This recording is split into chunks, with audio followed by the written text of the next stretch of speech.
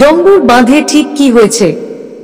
ভারতের উত্তর পূর্বাঞ্চলীয় রাজ্য ত্রিপুরায় গত ৩ দশকেরও বেশি সময়ের মধ্যে সবচেয়ে ভয়াবহ বন্যা হচ্ছে বলে জানিয়েছে সেখানকার সরকার।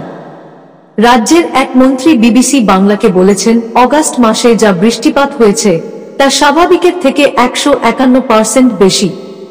এখন পর্যন্ত অন্তত ১২ জনের মৃত্যু হয়েছে এবং ২ জন নিখোঁজ রয়েছেন বলে রাজ্য প্রশাসন জানিয়েছে। এদের মধ্যে গত ২৪ ঘন্টায় মারা গেছেন ৭ জন। প্রায় ১৭ লক্ষ মানুষ সেখানে জলবন্দী হয়ে পড়েছেন বলে বৃহস্পতিবার সন্ধ্যায় জানিয়েছে রাজ্য সরকার। গত ৪ দিন ধরে প্রায় অবিরাম বৃষ্টিপাত হচ্ছে সেখানে। শুধুমাত্র গ্যামতি জেলায়, যে এলাকাতেই অবস্থিত গ্যামতি জলবিদ্যুৎ কেন্দ্রের অধীন ডম্বুর জলাধার, সেই জেলায় অগাস্ট মাসে স্বাভাবিক বৃষ্টিপাত হওয়ার কথা ১৯৬৫ মিলিমিটার। অথচ সেখানে বৃষ্টি হয়েছে ৬৫৬৬ মিলিমিটার, যা ২-৩-৪ বেশি। রিয়েল লাইফ হাসানকে এই তথ্য দিয়েছেন রাজ্যের বিদ্যুৎ মন্ত্রী রতন লাল নাথ। রাজধানী আগরতলা সহ বিস্তীর্ণ এলাকা এখনো জলের তলায়। হাওড়া, খেয়াই, মুহুরী ও ধলাই সহ রাজ্যের প্রায় সব নদী বিপৎসীমার ওপর দিয়ে বইছে। ভারতের আবহাওয়া বিজ্ঞান দপ্তর রাজ্যের ৩টি জেলায় লাল সতর্কতা ও বাকিগুলিতে কমলা সতর্কতা জারি করেছে। ডম্বুর বাঁধ ঠিক কোথায়?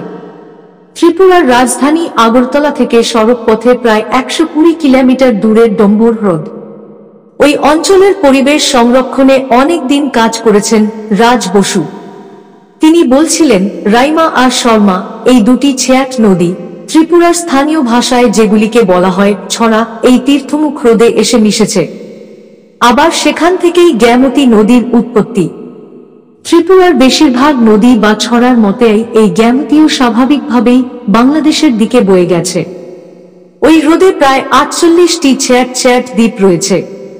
শীতকালে ওগুলিতে অনেক পরিযায়ী পাখিও আসে।